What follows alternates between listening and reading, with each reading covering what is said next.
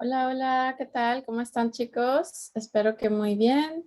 Today I have a presentation for you about the verb estar. The verb estar is another verb that we use to talk about being. So the first verb that you guys learned was the verb ser, which means to be as well. And today we're going to learn the verb estar. It also means to be, but we don't use it in the same way as we use the verb ser. So let's go ahead and review a little bit how we use the verb ser with some examples, when we use it, and then we'll take a look at the verb estar. Okay, so I'm going to share a presentation here.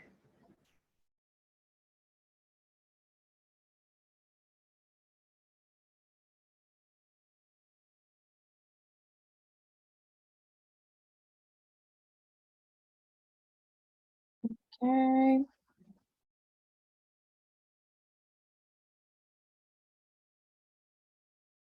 Okay, so el verbo estar. As I said, it means to be, but we use it specifically for a few other uses that are not the same as the verb ser. But for now, I put this little note here to kind of, it's like a rhyme to help you guys remember when to use the verb estar. So to say how you feel and where you are, use estar. It kind of rhymes, so it kind of helps to remember when to use the verb estar. To say how you feel and where you are, use estar. How you feel, meaning your emotions, and then where you are, meaning your location. So those are the very first few uses of the verb estar.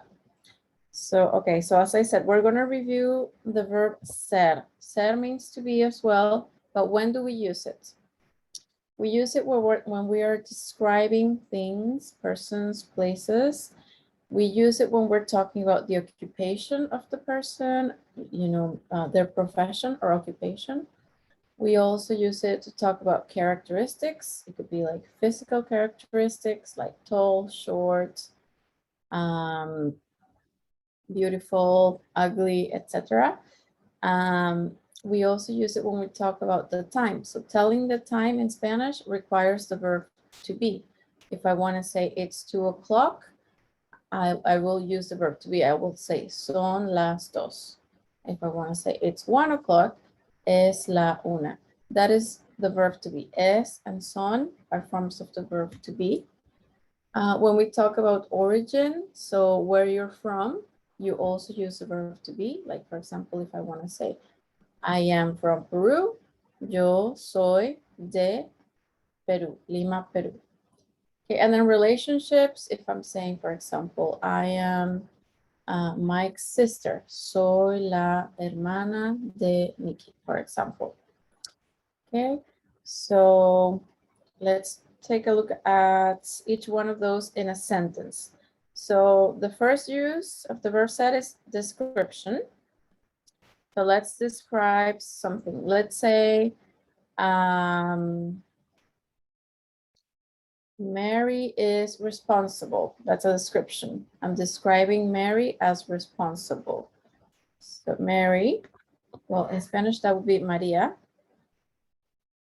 María es responsable. Mary is responsible. Okay, so here I need an adjective, a descriptive adjective to describe my subject, who is Maria. She is the subject. And of course, I need the verb to be in the correct form. Let's go over the different forms of the verb to be actually before we start looking at examples. So let me rewind.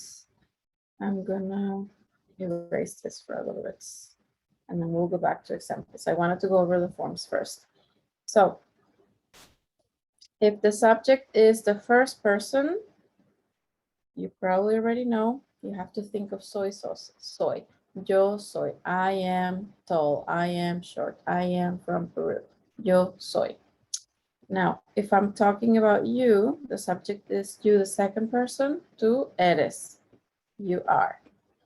So you are tall. Tú eres alto. You are short. Tú eres bajo. If the subject is the third person, he or she or usted, so usted, él, ella, the form of the verb to be is es. We just looked at that example. María es responsable. She is responsible. So the form is es. Okay. Now, if the subject is we, nosotros, we are, nosotros. Could I use this? Because that means are, you are. No, I actually have to use the form somos. That's the one that goes with nosotros. We are, nosotros somos. So I could say, for example, my husband and I, we are from Latin America. We're Latin American. So nosotros somos latinoamericanos. Now, if I'm talking about you guys, that'd be ustedes. Or if I'm talking about a group of people, they, ellos or ellas, if it's just females. And I want to say they are, or you guys are. The form of the verb to be that I use is not eres, not somos, but son. So as you may remember, eres means are, somos means are, and son means are, but they're not interchangeable. They each have to go with the respective subject, the correct subject. Okay, so those are the forms. Now let's go ahead and look at some examples. So with description, we already have one. María es responsable.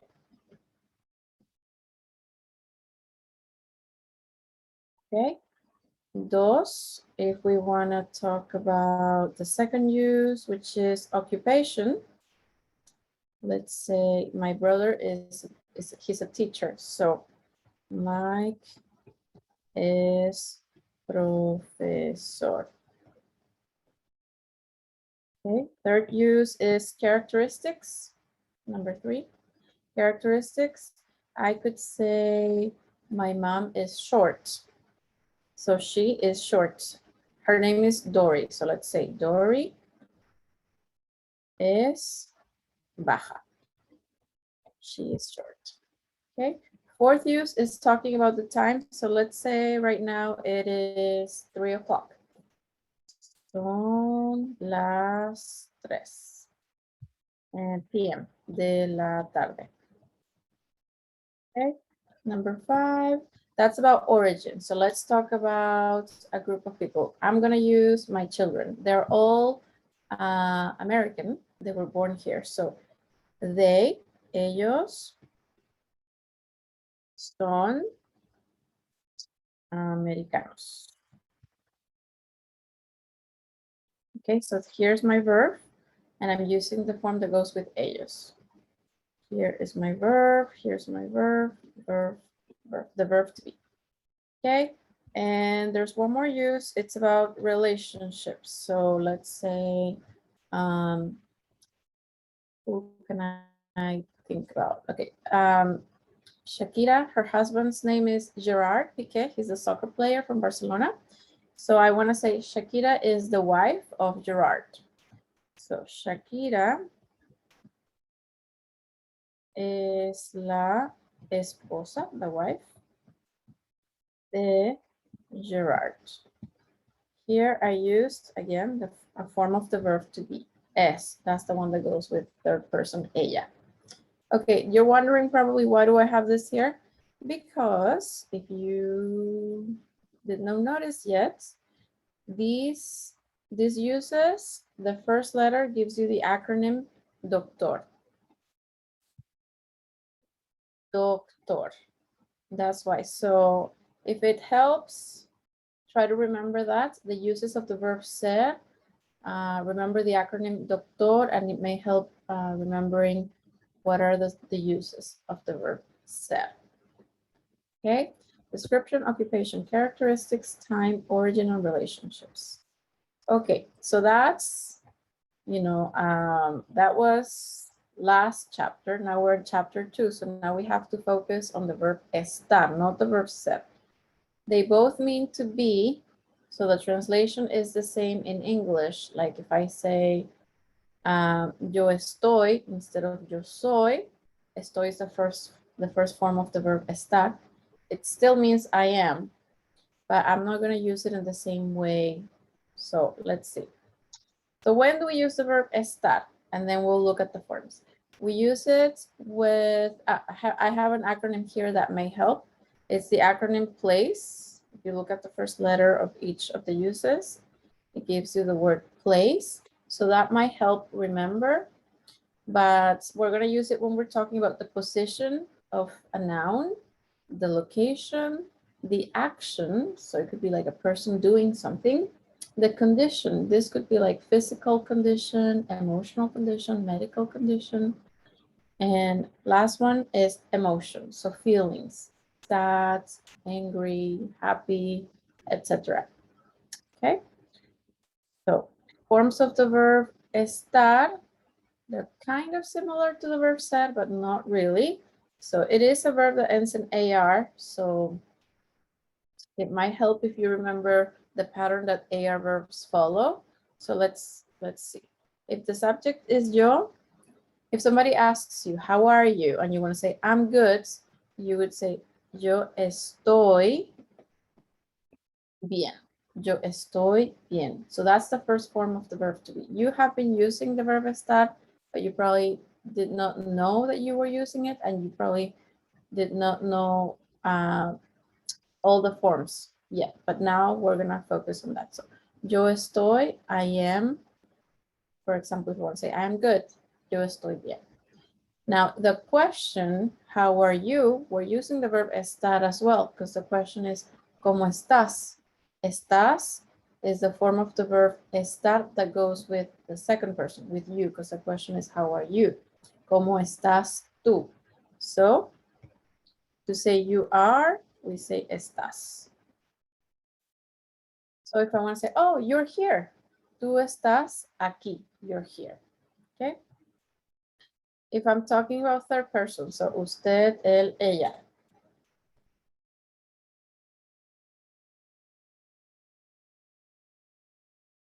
So going with the format that AR verbs follow, there should be an A. Okay, está. Él está, blah, blah, blah. Ella está, blah, blah, blah. Usted está, blah, blah, blah.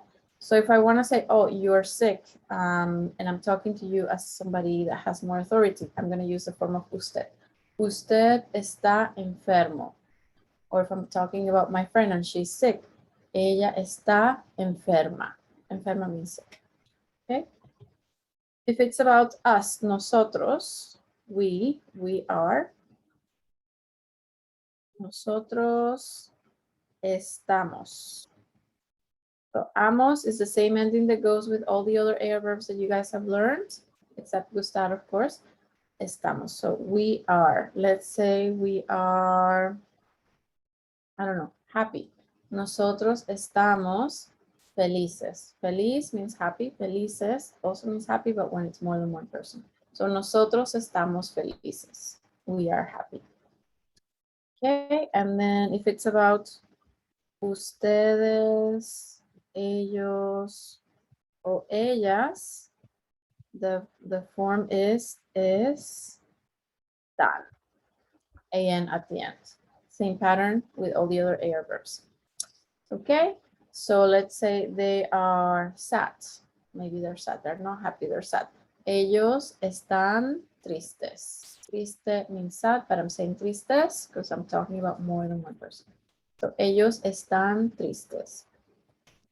Okay, let's look at a few more examples. So if I'm talking about the position of something, so let's say, let me say, my pen, my green pen is near me. So for when we're talking about positions, we're gonna have to look at prepositions, which are the little words that tell you where things are. So like next to, near, under, behind, on top, to the right, to the left, all of these words. And I actually have a list here for you guys.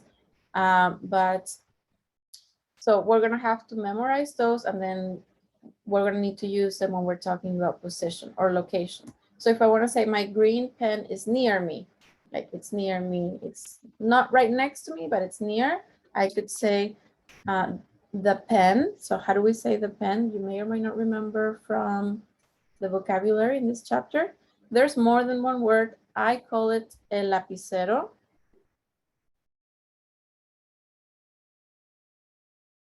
I think in the book it's called la pluma or el bolígrafo, but I call it el lapicero. So I'm going to just use lapicero. So the pen is near me. So está cerca de, that de doesn't really have a translation here, but it is needed when we're using prepositions. This is a preposition near, cerca. So to say it's close to me, cerca de mí, okay? Now, if I want to say the pen is next to, I don't know, the computer, next to the computer, it would be el lapicero está. And I'm using the form está, third person, because it's the form that goes with he or she. And if I'm talking about a pen, it's a masculine noun. So it is as if I'm talking about he, the pen, the masculine noun. But of course, if it's in English, the pen, it is near me or it is next to the computer. But we don't have an it in Spanish. So we kind of talk about the pen as if it was a he, a masculine noun. Okay, so that's why we're using the form that goes with el. El está. So the el lapicero está, I want to say next to the computer, al lado de, again, here we need to have de, and then la computadora. Okay. Now, if I'm talking about location, let's say Peru is next to the, or it's to the right of the Pacific Ocean. So, el Perú está a la derecha del Océano Pacífico. Okay, a la derecha de, here I put del because this is de and this is el for océano. So de plus el gives you del. I didn't do that here because I had la, a feminine article, the, la computadora. But océano is a masculine noun, so it would be, if I want to say the ocean, el océano. So when I have de and el, they become one word, del océano Pacifico. Okay, if I'm talking about action, that's more like present progressive. So like when you're talking about things that you're doing, and verbs that end in ing, like dancing, swimming, studying, sleeping, ing ending, we use the verb estar. So for example, I am, I don't know, studying. That would be yo estoy. The verb to study is estudiar. Estudiando. This ando translates to the ing in English. So yo estoy estudiando. Let's say I am studying right now. Ahora, now.